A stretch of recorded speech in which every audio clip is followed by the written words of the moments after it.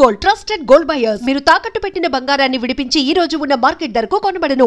ఎందుకని ఇంత తీవ్రంగా అంబానీ పెళ్లి వాళ్ళ ఇంట్లో జరుగుతోంది? దాని గురించి అంతలా మాట్లాడుకోవడం మంత్స్ టుగెదర్ జరిగిందనా లేకుంటే ఒక రిచ్ ఫ్యామిలీ అనా? అది ఆబ్వియస్. అంటే ఒక పాయింట్ ఏంటంటే మనకు అసలు ఊహించని విధంగా పెళ్ళిళ్ళు అంటేనే ఖర్చుతో కూడిన వ్యవహారం.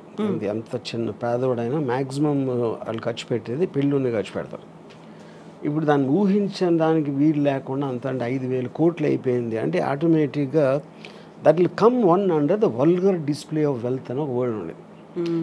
ఇది ఎప్పుడంటే ఆల్మోస్ట్ ఒక 25 years బ్యాక్ భరత్ షా అని ఒక చాలా పెద్ద ఫైనాన్షియల్ ఆయన నాకు సత్య జంగల్ అని నాకు ఫండ్ చేశారు ఆయన.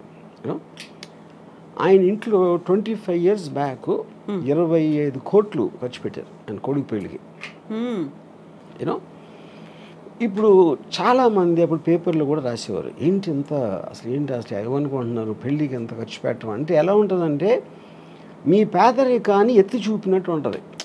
మీకు మామూలుగా ఆయనకి ఎన్ని లక్షల కోట్లు బిజినెస్లు ఉన్నాయా లేకపోతే టర్న్ ఓవర్ ఉందా అనేది ఎవరికి అర్థం కాదు. రిలయన్స్ అంటున్నా జియో ఇది ఆయన ముఖేష్ అంబానీ గారు ఉన్న బిజినెస్ ఆస్పెక్ట్ ఏవైతే ఉన్నాయో దానికి సంబంధించిన టర్న్ ఓవరు ఆ స్టాక్ మార్కెట్లో వాల్యూ ఏంటి ఆయన రిచెస్ట్ మ్యానా అనేది ఎవరికి అర్థం కాదు. అది that's two high the figures. పెళ్ళికి ఎంత ఖర్చు పెడుతున్నారు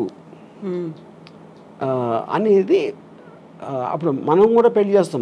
మనం బిజినెస్ నడపట్లేదు కదా, మనకు తెలియదు, మన కంపారిజన్ ఉండదు. మన ఇంట్లో పెళ్లి జరుగుతుంది, అమ్మాయి ఇంట్లో పెళ్లి జరుగుతుంది, దానికి దీనికి డిఫరెన్స్ అంటే మీరు అత్యంత పేదవాడిగా అనిపిస్తారు మీకు. ఎందుకంటే కంపారిజన్ ఆస్పెక్ట్లో అది more than anything else. So నేను చూసిన 3 అంటే భరత్ షా కొడుకు పెళ్ళి ఒకటి, దాని తర్వాత ఒక 10 years దాని తర్వాత సుబ్రతో రాయ్ సారా ఇంట్లో పెళ్ళింది. యూనో అఫ్ కోర్స్ ఇది ద బాప్ ఆఫ్ ఆల్ మ్యారేజెస్. యూనో అప్పుడు కూడా విచిత్రంగా ఏం చెప్పేవారు అంటే ఇప్పుడు నాకు తెలిసిన ఒక ఆవిడ షీ మేక్స్ క్యాండిల్స్. సో సారాషి పెళ్ళి విషయంలో 3 కోట్లు తన ఒక్క బిల్లు వచ్చింది. క్యాండిల్స్ కూడా తను ఒక్కతే చేయాల, చాలామంది చేశారు. అంటే అది 7-8 రోజులు అలా అయింది పెళ్ళి. అది క్యాండిల్స్కి 3 కోట్లు అంటే అసలు మనకి ఎక్కడున్నాం మనం కూడా కాదు, ఎక్కడా లేవు. అది నా పాయింట్. సో ఇప్పుడు ఏంటంటే వల్గర్ డిస్ప్లే ఆఫ్ వెల్త్ అనేది ఆ టర్మ్ ఎప్పటి నుంచో ఉంది. It's not a new term. అంటే మీరు నా దగ్గర నీకన్నా చాలా ఎక్కువ ఉందని చూపించటానికి ఒక సందర్భం క్రియేట్ చేసి, లేకపోతే మీరు ఏదో పేరు వింటారు కానీ మీరు రోజు వెళ్ళి ముఖేష్ అంబానీ ఇంట్లో కూర్చోరు, ఆయన ఏం చేస్తున్నాడో తెలియదు. ఆయన పెళ్లి చేస్తున్నాడు కాబట్టి ఇమేజెస్ బయటకు వస్తాయి, దానికి సంబంధించిన వార్తలు అన్నీ. ఇప్పుడు కానీ దీంట్లో ఎవరికి అర్థం కాదు ఏంటంటే దీంట్లో ఒకవైపు నుంచి అన్ని కోట్లు ఖర్చు పెట్టి ఇంత పేద దేశంలో ఇంతమంది తినటానికి తిండి లేదు, ఇంతమందికి అసలు ఇల్లు లేదు ఉండటానికి, మెజారిటీ వాళ్ళు అలా ఉన్నప్పుడు పెళ్లి కోసం 5,000 కోట్లు ఖర్చు పెడతారా అనేది ఒకటి రావచ్చు. సేమ్ థింగ్ భరత్ భాయ్ అప్పుడు కూడా వచ్చింది. అప్పుడు భరత్ భాయ్ నాకు చాలా ఇంట్రెస్టింగ్ ఇది చెప్పారు. ఫస్ట్ టైం నాకు డబ్బు అనేది ఏంటని అప్పుడు అర్థమైంది నాకు. తను ఏమన్నారంటే ఖర్చు పెట్టడం అంటే ఏంటి అసలు అర్థం? ఖర్చు పెట్టడం అంటే నా దగ్గర ఉన్న డబ్బు నా కొడుకు పెళ్లి సందర్భంగా ఆనందంతో నేను వేరే వాళ్ళకి ఇచ్చేస్తున్నా, అది దానం కిందకు వస్తుంది అన్నాడు. దుబారా ఖర్చు కాదు. ఎందుకంటే అదే 25 కోట్లు నేను ఒక ల్యాండ్ కొనుక్కుంటే ఎవరికి ప్రాబ్లం లేదు, ఆ ల్యాండ్ వాల్యూ 1000 కోట్లు అవ్వచ్చు 25 ఏళ్ళకి. కానీ అప్పుడున్న 25 కోట్లు నేను వేరే వాళ్ళకి ఇచ్చింది. ఎవరికి ఇస్తారు? ఖర్చు అంటే ఏంటి అసలు మీనింగ్? వర్కర్స్కి ఏదో ఆభరణాలు చేశారు, ఏదో చేశారు, గెస్ట్ని పిలిచారు, తిండి పెట్టారు, ఇది చేశారు, ఇలాంటివి అన్నీ కలిపే కదా. అంటే ముఖేష్ అంబానీ జేబులో ఉన్న డబ్బు వేరే వాళ్ళకి వెళ్ళింది. అంటే అది యాక్చువల్గా మెచ్చుకోవాల్సిన విషయం ఇన్ వే. లేకపోతే ఆయన మళ్ళీ బిజినెస్లో పెట్టో ఏదో రియల్ ఎస్టేట్ ప్రాపర్టీ కొనో లేకపోతే ఏదో కొని ఇంకా ఎక్కువ అవుతుంది అంతే. అందుకని సర్క్యులేట్ అవుతుంది అది యాక్చువల్గా that is the whole point. So ఇప్పుడు డబ్బులు ఎప్పుడు పోవు, ఒక్క జేబు నుంచి ఇంకో జేబుకి మారుతాయి. ఒక చిన్న ఎగ్జాంపుల్, చాలామంది చిన్న ప్రొడ్యూసర్లు వచ్చి లేకపోతే ప్రొడ్యూసర్ ఎంత డబ్బులు పోగొట్టుకుంటారు అని అనుకుంటారు. ఎంత పోగొట్టుకుంటారంటే గాల్లో వెళ్ళిపోలేదు కదా, ఏం కాలిపోలేదు, వేరే జేబులోకి వెళ్ళి అతని దగ్గర ఉన్నాయి. అతను ఏదో ఒక విజన్తో వచ్చాడు, ఆ విజన్ కోసం పనిచేయడానికి ఎంతో 100 మందికో 200 మందికో డబ్బులు ఇచ్చాడు అందరికీ. వాళ్ళందరూ పనిచేశారు. ఆ విజన్ ఫెయిల్ అయింది ఒకడే. అది మిగతా అందరికీ. That is what is called distribution of wealth, redistribution of wealth వస్తుంది అది concept. So coming back to the marriage, ఇది ఇప్పుడు మీరు ఒక స్పెక్టికల్ క్రియేట్ చేశారు. పెళ్ళి అంటే ఇదిరా అసలు ఏషియాలో ఇప్పుడు maybe I don't know in the world, అంటే ఈ షేక్ ఏమైనా చేస్తుంటారు నాకు తెలీదు. But this must be the most expensive marriage apart from ఈ కింగ్స్ క్వీన్స్ అలాంటి దగ్గర ఉందేమో నాకు తెలియదు. మోడర్న్ హిస్టరీలో this must be the most expensive.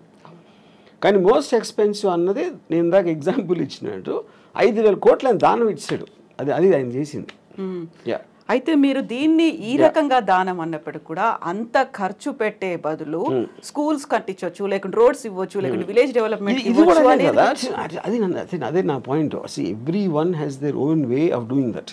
You know వాళ్ళ దాంట్లో ఇప్పుడు దానం అనేది ఒకే రకంగా చేయాలని లేదు కదా. మనం అనుకునే స్కూల్ కట్టించారా, టెంపుల్ కట్టించారా, లేకపోతే ఎవరో వికలాంగులకి ఏదైనా ఇచ్చారా అనేది అవి కూడా అది అంటే. కానీ తన ఉద్దేశం, నా పాయింట్ తన డబ్బు వేరే దగ్గరికి వెళ్ళింది అనేది పాయింట్. కానీ ఏ విధంగా వెళ్ళింది అనేది ఎవరు చెప్పగలుగుతారు? ఏ విధంగా వెళ్ళాలి అని మీరు నిర్ధారించలేరు కదా. తన డబ్బు కదా, తన ఇష్టం అది. యా, ఇప్పుడు మీరు చెప్పిన ఒక ఎగ్జాంపుల్లో సహారా, సుబ్రతోరా ఇద్దరు కొడుకుల పెళ్ళిళ్ళు చాలా లావిష్గా చేశారు, ఎక్కువ ఖర్చు పెట్టారు. చివరికి ఆయన చనిపోయిన తర్వాత ఆ ఇద్దరు రాలేదు అనేటువంటి వార్తలు కూడా వచ్చాయి. ఇది ఇప్పుడు ఇక్కడ ఈ ఆస్పెక్ట్లో ఒకటి చెప్తాను నేను. పెళ్ళి అనేది ఒక ఈవెంట్, ఒక ఫెస్టివల్ లాంటిది. దట్ ఇప్పుడు చాలాసార్లు మీరు ఇంత 3 రోజులు పెళ్ళిళ్ళు చేసుకుని సంగీతం ఇది అది అని మేము మామూలు వాళ్ళు చెప్తున్నాం. ఆ పెళ్ళి చేసిన తర్వాత మ్యాక్సిమం అంటే నాకు తెలిసిన నాకు దగ్గర పర్సన్ తన కొడుకు పెళ్లి చేసాడు. He spent a lot of money, అంటే that is the greatest event అని తను ఫీల్ అయ్యాడు. వాళ్ళు ఒక 6 నెలల్లో విడిపోయారు. అప్పుడు ఎవరు అర్థమైనట్టు? ఖర్చు పెట్టినప్పుడు అర్థమైనట్టు, అంతే కదా. యూనో ఇప్పుడు ఇక్కడేంటి, ఒక పాయింట్ ఏమో చాలా ఘనంగా చెయ్యాలి అని వాళ్ళ ఐడెంటిటీ కోసం, లేకపోతే వాళ్ళు ఫెయిల్యూర్గా ఫీల్ అయిపోతారు. ఇది పేరెంట్స్ చాలా ఘనంగా చేయలేకపోతే పెళ్ళి, దానికోసం ఎంతో కష్టపడి అప్పు సప్పు ఏదో లేకపోతే వాళ్ళ ఆస్తులు అమ్ముకుని చేస్తారు. కానీ ఆ రోజు అయిపోయిన తర్వాత నెక్స్ట్ డే రేపు మీరు ఆ పెళ్ళి అలంకారాలను అయిపోయి మామూలు మనుషులే కదా మళ్ళీ వాళ్ళు కొన్ని గొడవలు మామూలే. మళ్ళీ పెద్ద కొట్టుకుంటూ వచ్చినప్పుడు పెళ్లి వల్ల చేసామని అనుకో, అది పెళ్ళి మర్చిపోయారు. రాత్ గయి బాత్ గయి అయిపోయింది, ఆ రోజుతోనే అయిపోయింది అది. సో దాని తర్వాత వచ్చే ఏ ఆస్పెక్ట్ అయినా కూడా you can't control it. So అప్పుడు అది రిడిక్యులస్ అండి. అందుకని నేనేమన్నానంటే డివోర్స్ని సెలబ్రేట్ చేసుకోవాలి, పెళ్ళి కాదు. ఎందుకంటే పెళ్ళి అనేది మీరు ఒక అన్నోన్ టెరిటరీలోకి వెళ్తున్నారు. అంటే ఆల్మోస్ట్ జైలు లాంటిది, అది నిబంధనలు ఉంటాయి. మీరు అంతకుముందు ఉన్నంత ఫ్రీగా ఉండలేరు. అంతకుముందు ఉన్న అన్నీ తనేమనుకుంటుంది, ఆడేమనుకుంటాడు, వాళ్ళ అత్తమామలు ఏమనుకుంటారు, ఇలాంటి రకరకాల ఆస్పెక్ట్స్లో మీకు ఒక ప్రెషర్ బిల్డప్ అయ్యి ఒకసారి డివోర్స్ అయిపోతుంది. డివోర్స్ అయినప్పుడు ఏంటి, మీరు మళ్ళీ జైలు నుంచి బయటకు వచ్చేసినట్టు. That is more cause for celebration అంటే. ఇది ఒక స్టూపిడ్గా పెళ్ళిని సెలబ్రేట్ చేసుకుంటారు అందరూ. పెళ్ళి అనేది చాలా అంటే అవునా కాదా, పాము కాటేస్తుందా ఇదా అని అంత టెన్షన్తో వెళ్ళాలి. కానీ దాన్ని సెలబ్రేట్ చేసే అంత ఎస్పెక్ట్ లేదు. ఎస్పెషలీ మీరు డివోర్స్ రేట్ ఇంత పెరిగిపోతున్న రోజుల్లో ఆల్మోస్ట్ 60-70% వెళ్తుందని మొన్న ఎవరు చెప్పారు నాకు. So which means the institution it self is failing. అలాంటి సందర్భంలో మీరు అదొక పెద్ద మీ జీవితంలో జరిగిన ఘనకార్యం లాగా ఫీల్ అయిపోయి పెళ్లి చేసుకుంటాం అనేది నా దృష్టిలో చాలా స్టూపిడ్. అది ఇలా ఎంత ఇదిగా